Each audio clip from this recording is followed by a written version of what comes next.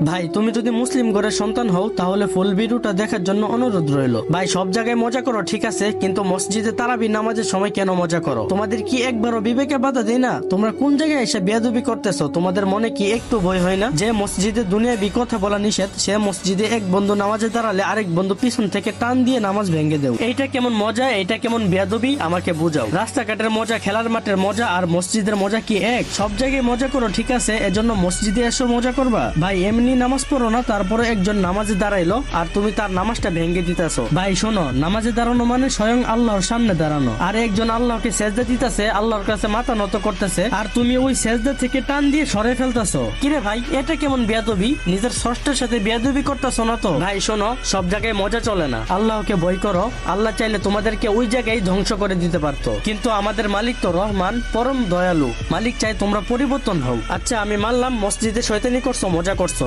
কিন্তু কিছু কিছু পোলাপান মসজিদে একজনের নামাজ আরেকজন নষ্ট করতেছে, আবার ওইগুলা ভিডিও করে ব্যাকগ্রাউন্ডে ফানি সাউন্ড লাগিয়ে সোশ্যাল মিডিয়াতে আপলোড করতেছে। ভাই শুন, এটা একটু বেশি হয়ে যাইতেছে, এইগুলা দেখে ভিডিও না বানায় পারলাম না। দেখ ভাই, ইবাদত নিয়ে আবার কিসের মজা? ইসলামকে হাসির পাত্র বানানোর সাহস দিছে কে তোদেরকে? ভাই তোরা যদি ছোট হইতি তাহলে মাইনা নিতাম, 19, 20, 22 বছরের পোলাপান এইগুলা কিভাবে করস? তোদের কি ধর্মীয় শিক্ষার এতই অভাব? সরি ভাই, বলে তুই করে বলে ফেলছি। দেখো ভাই, তোমাদেরকে একটা কথা বলি, ধরো তুমি শয়তানি করে ভিডিওটা আপলোড দিলা, আর আমি ওই ভিডিওটা দেখলাম, দেখে কিছুক্ষণ হাসলাম, তারপর যখন আমি তারাবি পড়তে যাব তখন আমার সাথে আমার বন্ধু বান্ধব থাকবে তাই না? ওই সময় তোমার ভিডিওর কথা মনে পড়লে তখন আমি আমার বন্ধু বান্ধবের নামাজে ডিস্টার্ব করলাম, তারপর সেই গুনার ভাগিদার তুমি হইবা, কারণ তোমার ওই ভিডিওর কথা মনে পড়ার পর আমি ওই কাজটা করলাম। তাছাড়াও তোমরা যখন এই শয়তানি গুলা করবা, ছোট ছোট বাচ্চারা তোমাদের থেকে দেখে শিখবে এইগুলা। যেখানে তোমাদের উচিত ছোট ছোট বাচ্চাদের শয়তানি থেকে বিরত রাখা, সেখানে তোমরা নিজেরাই